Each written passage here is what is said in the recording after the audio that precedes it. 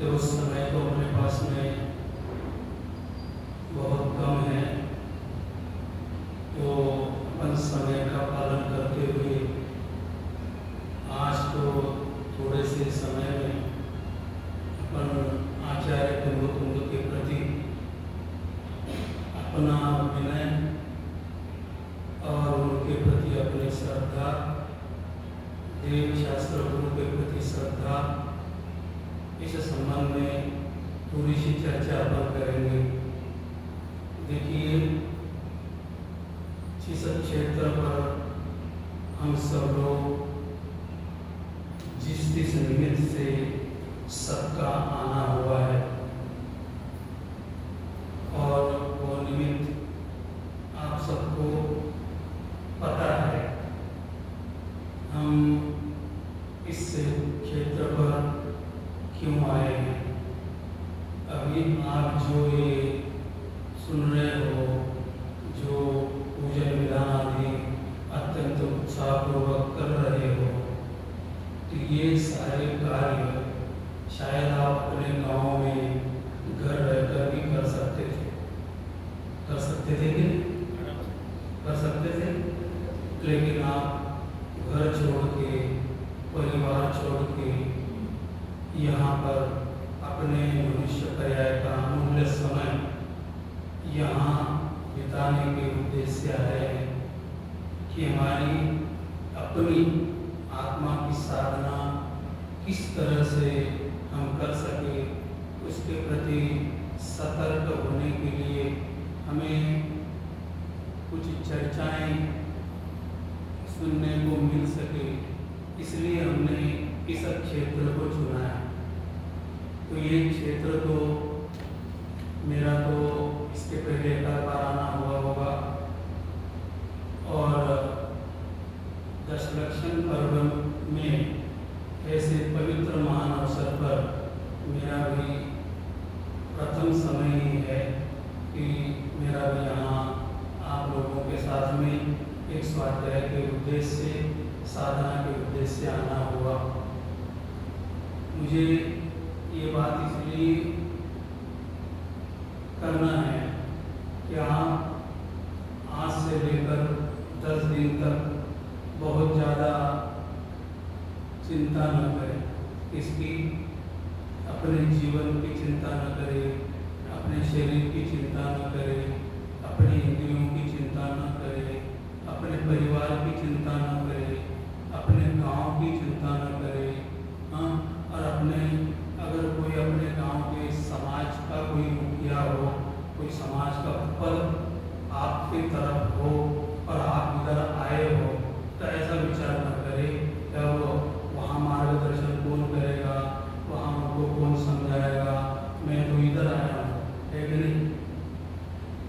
कोई अपने गाँव का अध्यक्ष होगा, कोई सेक्रेटरी होगा, हाँ, कोई सभासद होगा, तो ये पद भी आप यहाँ आकर भूल जाइए। बराबर है कि नहीं विनोद जी, सही है ना। हाँ, तो मैं तो एक जीव हूँ और मुझे अपना परिचय व्यवस्थित रूप से जिनागम के माध्यम से करना है, क्योंकि मेरा अपने स्वभाव का परिचय पूरी तरह से जिनागम के अनुसार न होने की वजह से मेरा संसार में परिभ्रमण हो रहा है।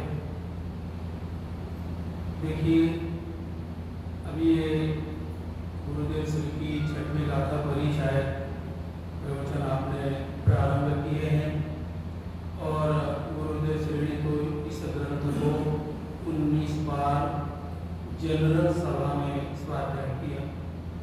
कोई सामान्य बात नहीं है।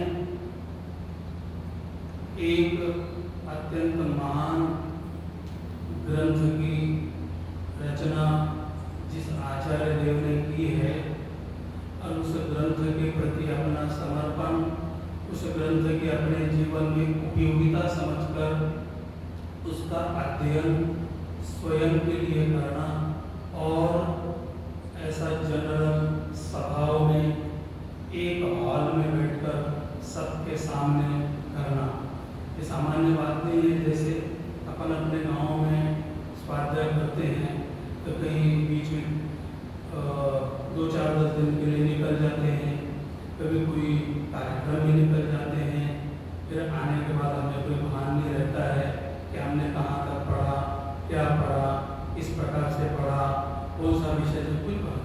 लेकिन गुरुदेव श्री के जीवन में ये गलती कभी हुई नहीं। उन्होंने कंटिन्यू इस ग्रंथ का स्वाध्याय अपने स्वांत सुखाय इस उद्देश्य से किया। उनका ये कहना रहता मैं तो हम ये रतन जैन जी है हमारे शास्त्री, ये काफ़ी सीनियर है ये, लेकिन इन्होंने भी गुरुदेव श्री को प्रत्यक्ष देखा है कि नहीं मुझे याद नहीं देखा है। लेकिन हमारी चौथे नंबर की बैच, हमारी बैच के बाद में गुरुदेव श्री किसी को प्रत्यक्ष दर्शन नहीं हुए। इसलिए मैं अपने आप को बहुत भाग्यशाली समझता हूँ कि उस संत के दर्शन मुझे भी करने का जीवन में अवसर मिला। लेकिन एक बात बोल देता हूँ, रतन चंद जी है और ये हमारे अध्यक्ष जी है, यही बोल देता हूँ कि सामने जो बोर्ड लिखा है उसमें नाम में कुछ गलत सा लग रहा है मुझे। का के ऊपर बिंदी भी है हमने और कान जी किया है ना। गुरुदेव श्री का नाम ऐसा नहीं है, कान जी ऐसा है।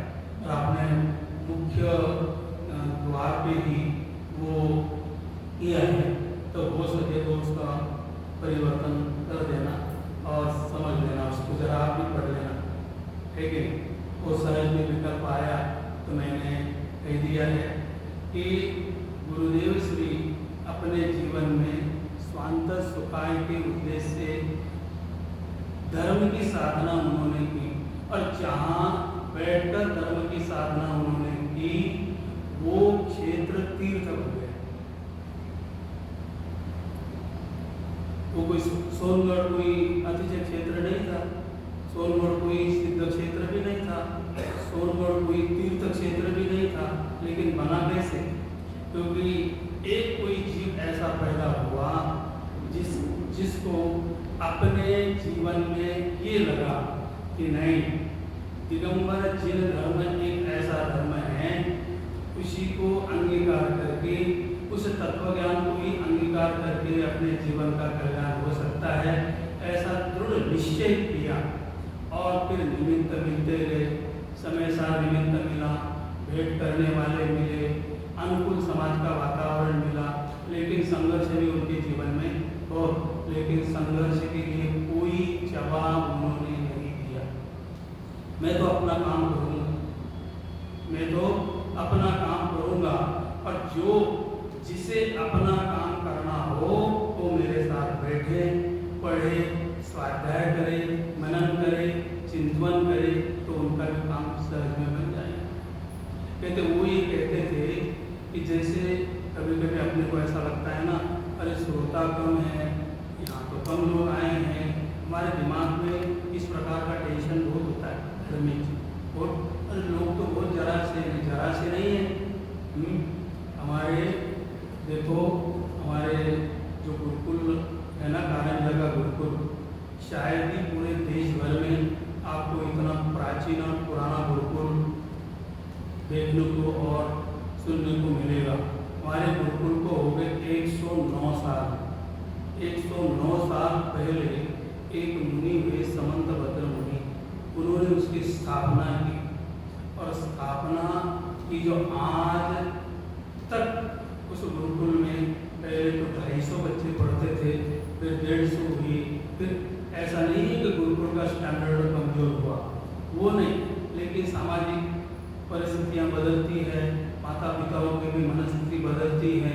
अब कैसे जिसको एक लड़का और एक लड़की हो तो वो गुरुकुल में भेजने के लिए संकोच करता है कि भैया अपना तो एक ही लड़का है, अपन गुरुकुल में भेजेंगे तो पता नहीं ये क्या पढ़ेगा, फिर मेरी सेवा भी करेगा कि नहीं माता पिता।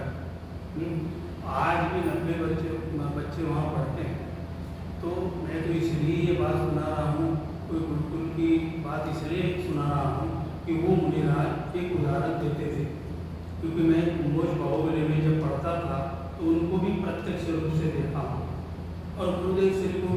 प्रत्यक्ष रूप से देखा हूँ, उनका गुरुदेव श्री के प्रति बहुत श्रद्धा है। उनकी चर्चाएं वहाँ से पत्र पत्रिका निकलती है, उस पत्रिकाओं में उनकी मुलाकात, वो मुनिराज बैठे हैं, स्वामी जी बैठे हैं, तत्व चर्चा कर रहे हैं, ये सब बातें वहाँ जो अभी भी सन्मति नाम का एक मासिक निकलता है उसमें भी ये अपने को देखने को, सुनने को, पढ़ने को मिले। तो एक उदाहरण देते थे, देखिए श्रोता कम हो तो घबराना मत। हमने ये जो समझ लो अपने दुकान लगाई है, ये दुकान कोई सब्जी मंडी नहीं है। सब्जी मंडी में वो सुनाते थे, सब्जी मंडी में तो बहुत भीड़ होती है ना रवि जी, बहुत भीड़ होती है, एक दूसरे का आवाज़ भी सुनने को नहीं मिलता है कि भाई मुझे ये चाहिए, वो चाहिए, वो चाहिए, वो चाहिए, वो चाहिए, कोई मिर्ची मांगता है, कोई सब्जी मांगता है, आवाज़ तो भी आती है, बहुत भीड़ होती है।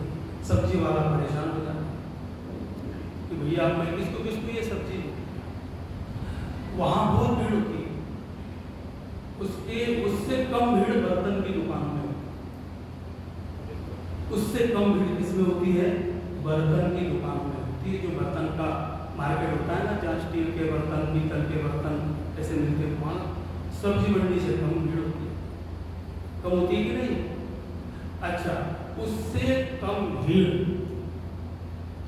सोना चांदी के दुकान में होती है। सोना चांदी ये जो जवाहर होते हैं उससे होती है, कम होती है। देखो सब्जी मंडी में कम, सब्जी मंडी में ज़्यादा, उससे कम बर्तन वाले बाजार में कम, उससे कम सोना चांदी बाजार में और कम, और हीरों के बाजार में बहुत कम। इतनी कम होती है कि जो हीरे के व्यापारी से पूछो कि 15 दिन में एक आधा ग्राहक आएगा, महीने में एक आधा आएगा, हाँ, तो वो मुनिराज ये कहते थे हमें समझ तो भैया ये कोई सब्जी मंडी नहीं। ये बताते कि आप सोचो, अरे यहाँ तो इतनी बढ़िया आपको और बात सुनाई जा रहे हो, फिर यहाँ भीड़ क्यों नहीं? क्योंकि ये हर जीव को सुनने को नहीं मिलता। कोई भाग्यशाली विरला पुरुष हो, विरला जीव हो, जिसके जीवन में भव का अंत निकट आया हो, उसे ये विचार आता है और वो सुनने बैठता है। इसलिए हमारी दुकान तो मेरा नाम लेकर ही बोलते थे महाराज जी, आलोक जी, ये अपना दुकान कौन सा दुकान है? ये बर्तन का नहीं, सोने चांदी का नहीं, सब्जी मंडी तो बिल्कुल नहीं, ये तो हीरे जवाहरात का दुकान है। यहाँ कभी एक भी आएगा, लेकिन आएगा तो कितनी कमाई करके ले जाएगा? तो ये इसलिए घबराने की बात नहीं है कि एक व्यक्ति अगर सुन रहा हो तो समझ लो 1 करोड़ के बराबर है वो। 1 करोड़ तो मैं ज्यादा ही बड़ी उपमा दे रहा हूँ, है कि नहीं? क्योंकि जैसे एक गुरुदेव थे, और एक गुरुदेव के पहले शुरू में गुरुदेव थे ना, तो एक गुरुदेव के निमित्त से कितने श्रोता बन गए? बताओ, बन गए कि नहीं? श्रोता बन गए, वक्ता बन गए, हाँ, उनका मनन चिंतन के साथ में जुड़ गए लोग। तो मैं ये कह रहा हूँ कि हमें तो अपने जीवन में, अपने जीवन का कल्याण के लिए अपना उद्देश्य बहुत पवित्र रखना चाहिए। और ये तो क्षेत्र ऐसा है कि तो बुंदेलखंड का सम्मेद शिखर बोला जाता है, ऐसे तो सम्मेद शिखर ही है, लघु सम्मेद शिखर है कि नहीं? क्योंकि वहाँ हम लोग पहाड़ पर गए थे तो वहाँ पर भी लिखा था सेंधवा, लघु सम्मेद शिखर सेंधवा, है कि ऐसा लिखा है। तो हम कहाँ पर है अभी? कहाँ पर है अपन? लघु निकाल दो, सम्मेद शिखर पर ही है। तो लोगों अगर बोलेंगे तो अरे वो बड़ा सम्मेद शिखर पे होते तो मजा आता, नहीं, ऐसा कोई बात नहीं है। वो बड़े सम्मेद शिखर में भी अपन गए हैं, जाते रहेंगे, लेकिन लघु सम्मेद शिखर और बृहद सम्मेद शिखर ये तो बोलने की भाषा होती है। अब अपने जीवन में हम इस क्षेत्र में आए हैं तो पूरे समर्पण भाव से अपने जीवन से सारे पदों को तिलांजलि देकर यहाँ बैठना, यहाँ सुनना। और मैं क्या करूँ, यहाँ तो गुरुकुल चल रहा है ना, तो हम सब लोग क्या करेंगे, एक दिन हम गुरुकुल के छात्र बन जाएंगे। कितने दिन के लिए? 10 दिन के लिए। और हमारे एक लौकिक शिक्षा के समय 10वीं में एक टीचर थे हमारे, मराठी पढ़ाते थे हमें। तो देखो, जो जीवन भर अपने आप को विद्यार्थी समझता है उसके जीवन का कल्याण होता है। क्या समझना है अपने आप को? जीवन भर मरने तक विद्यार्थी समझना है। तो सुनने की जिज्ञासा निरंतर रहेगी। नहीं, मैंने तो बहुत सुने, गुरुदेव श्री के प्रवचन तो बहुत सुनने में आए, हाँ, बहुत विद्वानों को मैंने सुना, हाँ, अब मेरे को सुनना। ऐसा भाव जब भी जगेगा अंदर में तो समझ लेना तत्व ज्ञान की प्रति प्रीति जो है वो प्रीति हमारी कमजोर हो गई। ऐसा होना ही नहीं है कि हम अपने यहाँ के विद्यार्थियों के साथ विद्यार्थी बनकर रहेंगे, विद्यार्थी बनकर साधना करेंगे, विद्यार्थी बनकर पूजन करेंगे, विद्यार्थी बनकर धोती दुपट्टा भी पहनेंगे, उनके साथ खड़े भी रहेंगे, जिनमें क्षमता वो रहेंगे, जिनमें नहीं है वो नहीं रहेंगे, लेकिन उनके साथ मिलजुल करके अपन इस पर्युषण महापर्व को, पवित्र पर्व को मनाने का प्रयास करेंगे। इसलिए कोई घबराने की बात बिल्कुल नहीं। हम आचार्य कुंद का नाम आचार्य परंपरा में सबसे पहले लेते हैं। जैसे अभी गुरुदेव श्री की कक्षा के पहले एक कौन सी कक्षा लगी थी यहाँ पर? तत्वार्थ सूत्र की कक्षा लगी थी, है ना? तो तत्वार्थ सूत्र में कितने तत्वों का वर्णन है? 7 तत्वों का वर्णन है। और समय सार में कितने तत्वों का वर्णन है? तो कुछ अलग है, 7 तत्वों का वर्णन है। ख्याल में आया कि नहीं? लेकिन तत्वार्थ सूत्र की शैली और समय सार की शैली में अंतर है। देखिए, जीवा जीवा स्रव बंध संवर निर्जरा मोक्षास तत्वम, ऐसा लिखा सूत्र। और उसी सूत्र का आध्यात्मिक शैली में इस समय सार महाग्रंथ में विश्लेषण किया है। जीवा जीवाधिकार, फिर कर्ता, एक एक्स्ट्रा अधिकार आया है रवि जी, कौन सा? कर्ता कर्माधिकार, तो अपन बाद में समझेंगे, ठीक है? फिर कौन सा उसके बाद में कौन सा अधिकार? पुण्य भाव अधिकार, आश्रव अधिकार, संवर अधिकार, निर्जराधिकार, बंधाधिकार, मोक्षाधिकार और बाद में लास्ट में सर्व विशुद्ध ज्ञानाधिकार। मुझे ये कहना है कि हमें अपने शुद्धात्मा का परिचय करना है।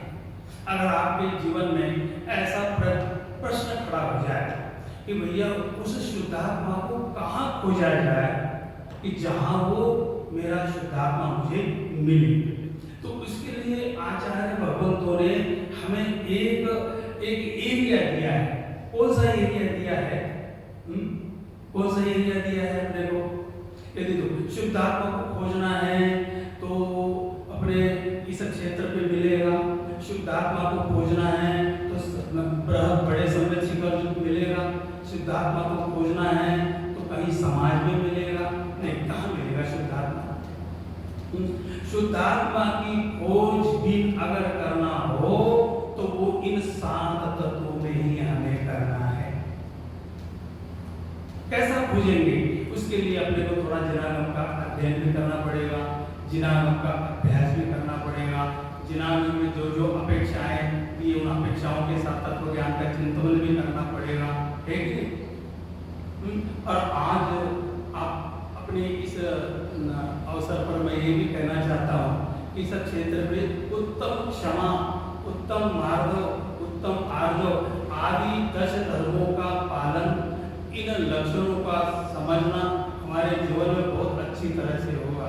देखो, अभी इस प्रसंग पर, क्योंकि ये प्रसंग ऐसा होता है, चातुर्मास का प्रसंग होता है, जीवों की उत्पत्ति आदि होती है, और जीवों की उत्पत्ति में हम भी यहाँ पर एक जीव बनकर बैठे। तो ऐसा नहीं होने देना कि वो जो जीव अपने वातावरण को लेकर पैदा होते हैं तो हम उनसे प्रभावित हो जाए, हम प्रभावित हो जाए तो अपना जीवत्व स्वभाव ही भूल जाए। ऐसा मत होने देना, ठीक है? थोड़ी सी सावधानी रखना है, क्योंकि मैं भी कल से देख रहा हूँ अपने रूम का वातावरण, जीव की उत्पत्ति, बहुत अपने को एक अभ्यास करना है यहाँ रह करके कि हम दया धर्म का मूल है, पाप मूल अभिमान, इस बात को कैसा अच्छी तरह से समझ सकते हैं सावधानी पूर्वक। जहाँ पर यहाँ वातावरण बड़े पंडित जी साहब का मिला हुआ है, तो आप लोग तो सब जानते हैं, तो सावधानी के साथ रहना है, सावधानी के साथ मनन करना है, चिंतन करना है। तो अपन बात कर रहे थे आचार्य कुंद के संबंध में कि आचार्य कुंद को हम मंगलाचरण में सबसे पहली बार याद करते हैं। मंगलम भगवान वीरो, मंगलम गौतमो गणि, मंगलम कुंदाद्यो, जैन धर्मोस्तु मंगलम। ये आचार्य परंपरा में सबसे पहले हम किस आचार्य को याद करते हैं? आचार्य कुंद देव को याद करते हैं। और आचार्य कुंद देव को जब याद करते हैं तो हमें अंदर में बहुत प्रसन्नता होनी चाहिए कि उन्होंने हमारे लिए जो एक प्रसाद के रूप में, भेंट के रूप में समय सारा की अष्टपाहुर दिए हैं, उन पाहुरों के माध्यम से हम इस संसार को अपने जीवन में से, संसार में से अपना जीवन मुक्त कर सकते हैं, रागादि प्रभावों से विमुक्त हो सकते हैं। वहाँ यहाँ पर उन्होंने ये कला सिखाई है। और कितनी बार सिखाई है? कितनी बार भगवान आत्मा का स्वरूप समझाने का उन्होंने प्रयास किया है। कितनी गाथाएं इसमें? 415 गाथाएं हैं। तो एक गाथा से नहीं समझे तो दूसरी गाथा से समझ लो, दूसरी से नहीं समझे तो तीसरी से समझ लो, तीसरी से नहीं समझो तो चौथी से समझ लो। हाँ, क्योंकि इसमें कथा किसकी है? आचार्य कुंद की थोड़ी कथा है, इसकी कथा है, अपनी कथा है। कहाँ आया है कथा शब्द इसमें? हाँ, कथा शब्द कहाँ पर आया हुआ है?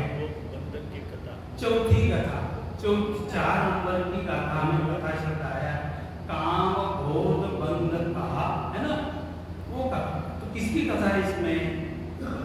मेरी कथा। चढ़ाला में किसकी कथा है? मेरी कथा है। प्रवचन सार में किसकी कथा है? मेरी कथा। तो समझ लो, हम जिनवानी के सामने जब बैठते हैं, स्वाध्याय करते हैं, मनन करते हैं, तो हम अपने पर उपकार कर रहे हैं। किस पर कर रहे हैं? अपने पर कर रहे हैं, दूसरों पर नहीं। हम क्या सुन रहे हैं? अपनी बात सुन रहे हैं, दूसरों की बात नहीं। कि हे भगवान, ये रागादि परिणाम प्रकट तो मेरे लिए हो रहे हैं और आप समझाते हो कि नहीं, ये रागादि परिणाम तुम्हारे नहीं, तुम्हारा तो ज्ञान है। तो भगवान ये समझाते हैं कि जो प्रकट हो रहे हैं वो तुम्हारा स्वभाव नहीं। फिर मेरा स्वभाव कौन सा है? यदि जिसमें प्रकट हो रहे हैं वो मेरा स्वभाव है। जिसमें प्रकट होते हैं, देखो राग, ये इसमें ये गुणस्थान विवेचन है, इसमें राग प्रकट होगा क्या? नहीं। ये इसमें राग प्रकट होगा क्या? नहीं। इसमें द्वेष प्रकट होगा क्या? नहीं। अच्छा, इसका कुछ ना कुछ योगदान होगा रचने में। इसमें राग उत्पन्न होगा नहीं, इस प्रश्न का जवाब आप सभी ने दे दिया, लेकिन इसका कुछ तो योगदान है कि नहीं राग उत्पन्न होने? कितना योगदान परसेंट में बताओ रमेश भाई? परद्रव्य का राग, मेरे परिणामों में रागादि की उत्पत्ति होने में कितना परसेंट योगदान है? हाँ, 0 से भी कम, बोले तो कोई योगदान ही नहीं है।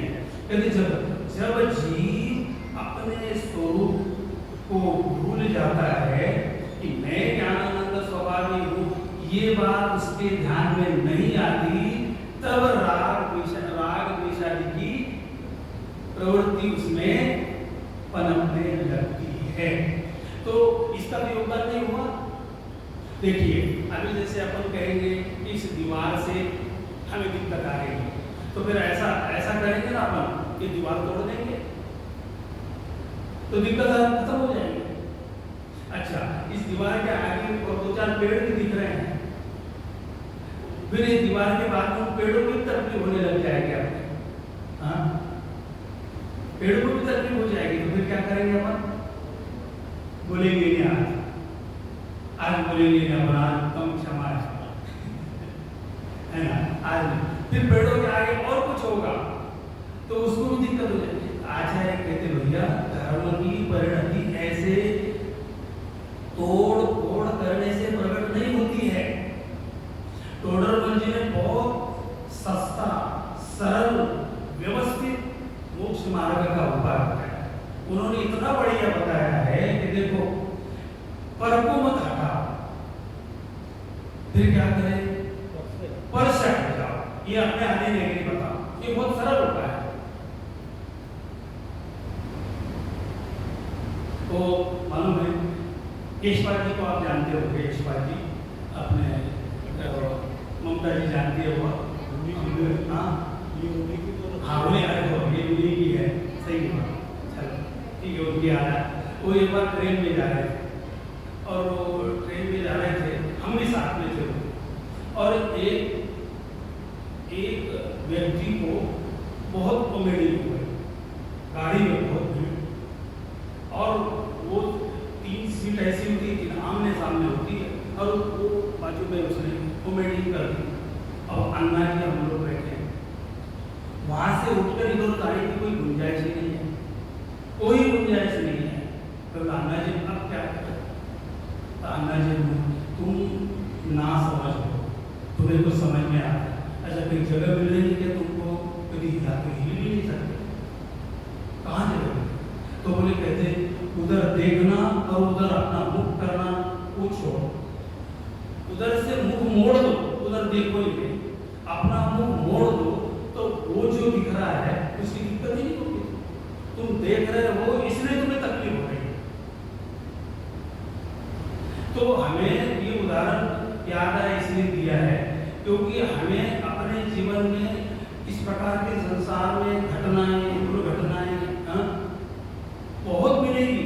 हमें अपने उपयोग की दिशा बदलना है और हमें अपने उपयोग की दिशा बदलने के लिए कौन सहयोग करने वाली है? ये हमारी जिनवानी माता सहयोग करने वाली है। हम उसका माने, उसको सुने, उसके बारे में विचार करें, मनन करें, चिंतन करें। मैंने कल तो रात्रि में बच्चों को बच्चे की भाषा में समझाया कि जैसे हमारे शरीर है, इस शरीर के अंदर हाथ है, पैर है, तो जैसे अपन गाड़ी में चलते हैं, है ना, तो हमें डर लगता है कि मेरा हाथ न टूट जाए, कि मेरा पैर न टूट जाए, सर न टूट जाए। तो भैया ये इस डर को निकालने के लिए पंडित जी क्या करना? कहते सिद्ध दशा प्रकट करो, सिद्ध शिला में जाके विराजमान हो जाओ, क्योंकि जो सिद्ध परमेश्वरी भगवान होते हैं उनके जीवन में कभी भी किसी प्रकार का एक्सीडेंट नहीं होता। कि वहाँ तो हाथ पैरों का काम ही नहीं है, वहाँ किसका काम है? फिर ज्ञान ज्ञान ज्ञान, आत्मानुभूति से प्राप्त तत्व मैं ज्ञानानंद स्वाभाविक हूँ। एक पूर्व बेला में थोड़ी सी चर्चा अपन ने की है, समय का